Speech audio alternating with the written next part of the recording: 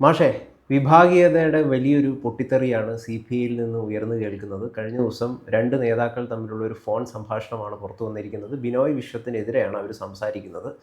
LDF മുന്നണി വിട്ടിട്ട് CPI പുറത്തു വരണമെന്ന ആവശ്യം നേരത്തെ തന്നെ ഉയർന്നു കേൾക്കുകയാണ്. യഥാർത്ഥത്തിൽ എന്താണ് ഇവിടെ CPIയുടെ പ്രസക്തി എന്നൊക്കെ പലരും ചോദിക്കുന്നുണ്ട്. എങ്ങനെയാണ് ഈ വിവാദത്തെയും മറ്റു വിഷയങ്ങളെയും അങ്ങ് നോക്കിക്കാണുന്നത്? അല്ല, CPIക്കകത്ത് ഒരുപാട് കാലമായിട്ട് നിലനിൽക്കുന്ന ഒരു പ്രധാനപ്പെട്ട വിഷയം എന്ന് പറയുന്നത് CPM എന്ന് പറയുന്ന വലിയേട്ടനെ കീഴടങ്ങി ഒരു അടിമ പാർട്ടിയായിട്ട് വിധേയ പാർട്ടിയായിട്ട് CPI പ്രവർത്തിക്കാൻ പാടില്ല എന്നുള്ളതാണ്. പ്രത്യേകിച്ച് CPIയിലെ യുവാക്കളാണ് ആ അഭിപ്രായം CPIക്കകത്ത് ഉയർത്തിക്കൊണ്ടിരിക്കുന്നത്.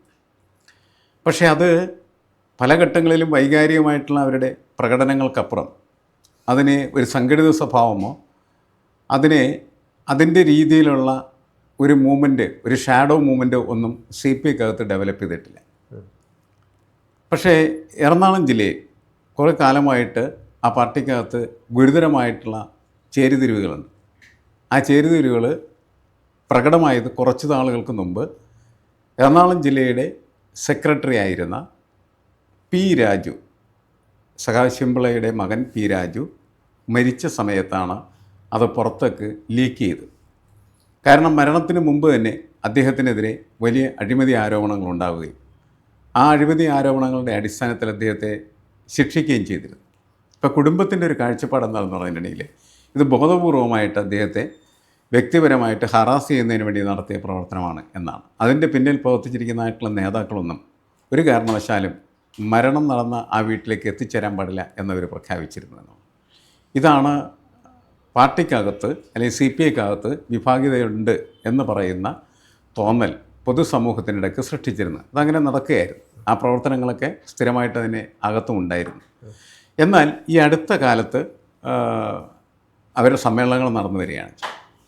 സമ്മേളനങ്ങളുടെ ഭാഗമായിട്ട് ഈ വിഭാഗീയത ഉയർന്നു വരികയും പലയിടത്തു നിന്നും പല സഹാക്കളെയും കമ്മിറ്റിയിൽ നിന്ന് പുറത്താക്കുന്ന രീതികളൊക്കെ ഉണ്ടാവുകയും ചെയ്തു. അപ്പോൾ ഇങ്ങനെ ശക്തിപ്പെട്ടു വരുന്നു. പക്ഷേ അതൊക്കെ സമ്മേളനകാലമല്ലേ, എല്ലാ കാലത്തും ഈ അധികാരത്തിന് വേണ്ടിയിട്ടുള്ള പ്രവർത്തനങ്ങൾ നടക്കുകയും അതിനെതിരായിട്ടുള്ള നീക്കങ്ങൾ ഉണ്ടാവുകയും അങ്ങനെ ചില ആളുകൾ അവരുടെ സ്ഥാനങ്ങളിൽ നിന്നും തെറിക്കപ്പെടുകയും പുതിയ ആളുകൾ സ്ഥാനം ഏറ്റെടുക്കുകയും ചെയ്യുന്ന സ്ഥിതി ഉണ്ടാവും. ഇങ്ങനെ കണക്കാക്കിയിരുന്നുള്ളൂ. പക്ഷേ ഇപ്പോൾ അതൊരു വലിയ വാർത്തയായിട്ട് വന്നത് ഈ കഴിഞ്ഞ ദിവസം കമലാ സദാനന്ദനും അതേപോലെ തന്നെ ദിനകരൻ അവർ സമ്മേളനം കഴിഞ്ഞൊക്കെ വരുന്ന സമയത്ത് എനിക്ക് തോന്നുന്നു കാറിലും സംസാരിക്കുന്ന സമയത്ത് അവരുടെ ഏതോ ഒരു സുഹൃത്ത് സ്വഭാവമായിട്ട് സംസാരിക്കുന്ന ഇടക്ക് സംഭാഷണം വന്നു. ആ സംഭാഷണം വന്ന് ആ ഫോൺ കട്ടായില്ല എന്നാണ് എനിക്ക് തോന്നുന്നത്. അത് കട്ടാതെ കാറിൽ തന്നെ ഇരുന്നു.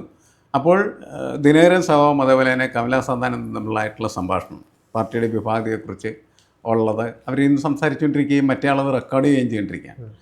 എനിക്ക് തോന്നുന്നത് അത് ബോധപൂർവ്വം തന്നെ റെക്കോർഡ് ചെയ്തതാണോ ഇല്ലെന്നൊന്നും നമുക്ക് പറയാനായിട്ട് പറ്റില്ല. എന്തായാലും ഇവരുടെ സംഭാഷണത്തിൻ്റെ ഒരു അന്തസത്ത എന്ന് പറയുന്നത് ബിനോയ് വിശ്വം എന്ന് പറയുന്ന CPIയുടെ സംസ്ഥാന സെക്രട്ടറി കാശിന് കൊള്ളാവുന്ന കഥാപാത്രമല്ല എന്ന ഒരർത്ഥം പുറത്തേക്ക് പ്രചരിപ്പിക്കുന്ന തരത്തിലുള്ളതായിരുന്നു. അതുകൊണ്ട് അദ്ദേഹത്തെ മാറ്റണം എന്ന് പറയുന്ന നാണം കെട്ട് ഇറങ്ങിപ്പോകേണ്ടി വരും.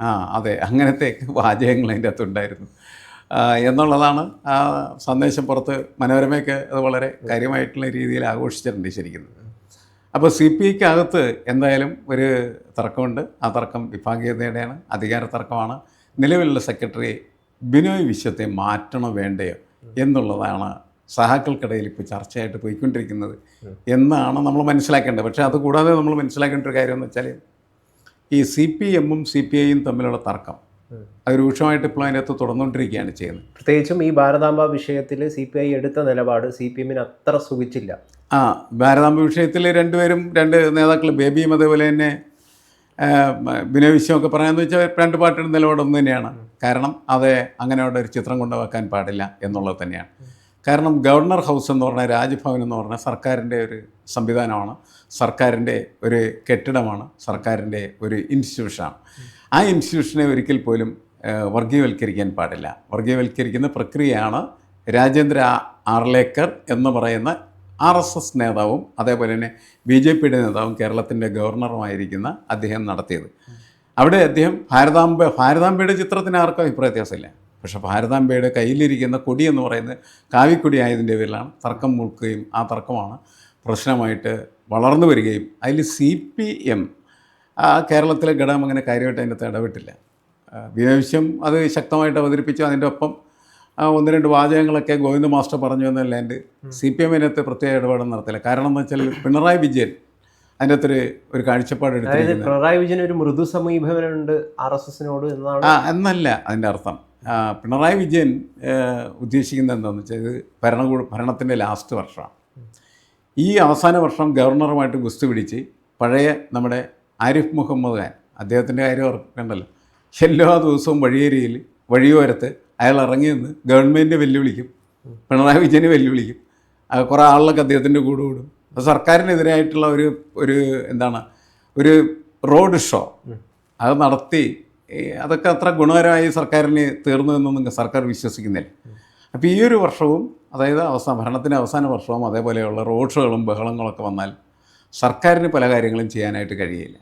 അപ്പോൾ അതുകൊണ്ട് അയാളെ വെറുതെ വിടുക, അയാളെന്തെങ്കിലും ചെയ്യട്ടെ എന്നുള്ള നിലപാട് ഇവർ സ്വീകരിച്ചു എന്നാണ് പൊതുവെ നമുക്ക് മനസ്സിലാക്കേണ്ടത്. പക്ഷേ CPIക്ക് അത് ഇഷ്ടമായില്ല. കാരണം വെച്ചാൽ CPI ഒരു വിഷയമായിട്ടുള്ള സമയത്ത് ടേക്ക് എ പൊളിറ്റിക്കൽ ഇഷ്യൂ, ആ പൊളിറ്റിക്കൽ ഇഷ്യൂ അങ്ങനെ ഏറ്റെടുത്ത സമയത്ത് അവരെ സപ്പോർട്ട് ചെയ്യാനായിട്ട് CPM ചെല്ലേണ്ടതാണ്. ഇടതുപക്ഷ രാഷ്ട്രീയത്തെ ഉയർത്തിപ്പിടിച്ചുകൊണ്ട് പോരാട്ടത്തിന് അവർ ഇറങ്ങേണ്ടതാണ്. അവർ വന്നില്ല എന്നുള്ളതാണ് അവരുടെ തർക്കമായിട്ടും അതേപോലെ തന്നെ അവരുടെ പിണക്കമായിട്ടും നിൽക്കുന്നത് എന്നുള്ള കാര്യം നമ്മൾ മനസ്സിലാക്കുക. ഇതും എന്ത് ചെയ്യുന്നുണ്ട്, CPIക്കകത്തുള്ള ഈ തർക്കത്തിൽ അല്ലെങ്കിൽ വിഭാഗീയത പ്രശ്നങ്ങളിൽ രൂക്ഷമൂലമായിട്ട് ശക്തിപ്പെട്ടുകൊണ്ടിരിക്കുകയാണ് ചെയ്യുന്നത്. CPMനെ അടിക്കട എന്നാണ് പല താഴെത്തട്ടിലുള്ളതായിട്ടുള്ള ചെറുപ്പക്കാരായിട്ടുള്ള CPIക്കാരും വിളിച്ചു പറഞ്ഞുകൊണ്ടിരിക്കുന്നത്. അവൻ്റെ വലിയേട്ടമ്മനെ പോകാൻ നമുക്ക് അടിച്ചുടക്കണം എന്നൊക്കെ പറയുന്നൊരു കലാപബോധം അവർക്കകത്ത് ഉണ്ട്, കുറേ കാലമായിട്ട് നിലനിൽക്കുന്നുണ്ട്. ഒരുപക്ഷെ കുറച്ച് കാലങ്ങൾക്ക് മുമ്പ് CPI കേരളത്തിലിങ്ങനെ അതിൻ്റെ അസ്തിത്വം, അതിൻ്റെ എക്സിസ്റ്റൻസ് ഉറപ്പിച്ചിരുന്നത് CPMനെ തിരുത്തിക്കൊണ്ടായിരുന്നു. CPMനെ തിരുത്തുന്ന ശക്തിയാണ് CPI എന്ന ഒരു ആദർശാത്മകത കൈവരിക്കാനുള്ള ശ്രമമാണ് പല ഘട്ടങ്ങളിലും അവർ നടത്തിയിട്ടുണ്ടായിരുന്നു. പക്ഷേ കഴിഞ്ഞ കാലങ്ങളിലൊക്കെ അത് മറന്നുപോയിട്ടുള്ള പ്രവർത്തനമായിരുന്നില്ലേ? അതായത് പിണറായിയുടെ പല നിലപാടുകളെയും അനുകൂലിച്ച് ഒന്നും വിമർശിക്കാതെ പിണറായിയെ ഭയന്ന് ജീവിക്കുക എന്ന് പറയുന്ന ഒരു ഗതികേട് യഥാർത്ഥത്തിൽ CPIന് സംഭവിച്ചിട്ടുണ്ടോ എന്ന് പലരും ചിന്തിക്കുന്നതുകൊണ്ടാണ് എന്തിനാണ് ഇവർ LDFൽ നിൽക്കുന്നതെന്ന് ചോദിക്കുന്നത്. ശരിയാണ്, അങ്ങനെയും സംഭവങ്ങളുണ്ടായിരുന്നു. കാരണം കാനൻ രാജേന്ദ്രൻ്റെ കാലത്ത് കാനൻ രാജേന്ദ്രൻ പിണറായിയുടെ കക്ഷത്തിൽ കാനൻ രാജേന്ദ്രൻ്റെ തലവെച്ച് കൊടുത്തു. അദ്ദേഹത്തിൻ്റെ മകൻ നടത്തിയ ചില പ്രവർത്തനങ്ങളൊക്കെയാണ് അതിന് സൗകര്യം ഉണ്ടാക്കി കൊടുത്തത് എന്ന് ശത്രുക്കളും മിത്രങ്ങളും ഒരേപോലെ പറഞ്ഞിരുന്നു എന്നുള്ള കാര്യം നമുക്കറിയാവുന്നതാണ്. അത് എത്രത്തോളം ശരിയുണ്ടെന്നുള്ള കാര്യം നമുക്കറിയില്ല. എന്തായാലും കാനം വരുന്ന സമയത്ത് ഗർജിക്കുന്ന സിംഹമായിരുന്നെങ്കിൽ പിന്നീട് അദ്ദേഹം അവസാനം പിണറായിയുടെ മുമ്പിൽ മെരുങ്ങി നിൽക്കുന്നതായിട്ടുള്ള ഒരു ആനയായി മാറിത്തീർന്നു എന്നാണ് നമ്മൾ മനസ്സിലാക്കേണ്ടത്. ആ മെരുക്കമാണ്, വിധേയത്വമാണ് CPI സഹാക്കൾക്ക് ഇഷ്ടമല്ലാതെ പോയത്. അതായത് മാഷ് പറയുന്നത് ഒന്നിക്കലും ഇവർ തമ്മിൽ ലയിക്കണം, അല്ലെങ്കിൽ പുറത്തേക്ക് വരണം, അങ്ങനെ ഉള്ള അഭിപ്രായ പ്രകടനം നടത്തുന്ന ആളുകൾ. പക്ഷേ ലയിക്കൽ അസാധ്യമായ കാര്യമാണ്. ലയിക്കലും നടക്കുന്ന കാര്യമില്ല. കാരണം വെച്ചാൽ വെറുതെ ആളുകൾ വർത്തമാനം പറഞ്ഞിട്ടൊന്നും ഒരു കാര്യമില്ല ലയിക്കണം എന്നുള്ള. വിനയവിശ്വം ശക്തമായിട്ടുള്ള അഭിപ്രായക്കാരനാണ്. CPIയും CPM തമ്മിൽ ലയിക്കണം എന്നുള്ളത്. അത് ആശയപരമായിട്ട് നല്ലതാണെന്ന് നമുക്ക് തോന്നാം. പക്ഷേ എങ്ങനെ ലയിക്കാനാണ്? രണ്ട് പാർട്ടിയും രണ്ട് സാമ്രാജ്യത്വങ്ങളാണ്. എന്നുവെച്ചാൽ CPMന് എത്രയോ കോടിക്കണക്കിന് രൂപയുടെ ആസ്തിയാണ് കേരളത്തിലുള്ളത്. CPIക്ക് മോശമല്ലാത്തതായിട്ടുള്ള ആസ്തിയാണ്. ഈ ആസ്തികളെ ഒരുമിപ്പിക്കുക എന്ന് പറയുന്നത് അസാധ്യമായ പ്രക്രിയയാണ്. സാമ്പത്തികമായ പ്രശ്നം തന്നെയാണ് ഈ രണ്ട് പാർട്ടികളിൽ നിന്ന് ഒരുമിക്കുന്നതിൽ നിന്ന് അകന്നു നിൽക്കുന്നത്. സമ്പത്താണ് പ്രശ്നം, അല്ലാണ്ട് ആദർശമോ ആശയമോ രാഷ്ട്രീയമോ അല്ല. കാരണം എന്താണ്, ഇന്ത്യയിൽ ഉയർന്നു വരുന്ന ഈ സംഘപരിവാർ രാഷ്ട്രീയത്തിനെതിരെ ശക്തമായിട്ട് ഉറച്ച നിലപാട് പുലർത്തേണ്ടത് ആരാണ്? ഈ കമ്മ്യൂണിസ്റ്റ് പാർട്ടികളാണ്. ആ കാര്യത്തിൽ രണ്ടുപേർക്കും തർക്കമില്ല. അതുകൊണ്ട് രണ്ടുപേരും ഒരുമിച്ചുള്ള നിലപാടാണ് എടുത്തു പോയിക്കൊണ്ടിരിക്കുന്നത്. പക്ഷേ ലയനം എന്ന് പറയുന്നത് ഒരു സാങ്കേതിക പ്രശ്നമാണ്. അതിന് സാമ്പത്തികമായിട്ടുള്ള ഇടപെടലുകൾ വളരെ പ്രധാനപ്പെട്ട കാര്യമാണ്. അത് നടക്കാത്ത കാര്യമാണ്.